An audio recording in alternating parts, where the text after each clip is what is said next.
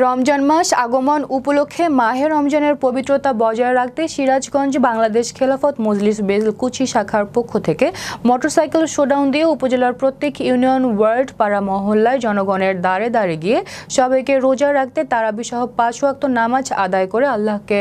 রাজি খুশি করে নিজের আমল আখলাক শুদ্ধ করার জন্য দাওয়াতি আহ্বান জানানো হয়। বৃহস্পতিবার সকালে বেলকুচি উপজেলা বাহেলা আমান জামে মসজিদ থেকে একটি র্যালি বের হয়ে মোটরসাইকেল যোগে খিদ্রমাটিয়া চালা রাজাপুর ভাঙ্গাবাড়ি ধুকুরিয়া বেড়া দৌলতপুর কান্দাপাড়া হয়ে আবার মুকুন্দগাতি যাত্রী ছাউনির সামনে এসে শেষ হয়। পরে সেখানে রমজানের পবিত্রতা রক্ষার্থে সংক্ষিপ্ত আলোচনা সভায় বক্তব্য রাখেন সিরাজগঞ্জ জেলা খেলাফত মজলিসের সহ সভাপতি মাওলানা মোহাম্মদ আলী, জেলা যুগ্ম সাধারণ সম্পাদক আলহাজ হাফেজ রফিকুল ইসলাম, জেলা যুব মজলিসের সভাপতি আব্দুস সাত্তার, বাংলাদেশ খেলাফত মজলিস বেলকুচি শাখার সভাপতি হাবিবুল্লাহ, সাধারণ সম্পাদক হাফেজ মাওলানা আতিকুর রহমান। আলোচনা শেষে সমগ্র মানবজাতির হেদায়েতের জন্য মাগফিরাত কামনা করে মোনাজাত করা হয়।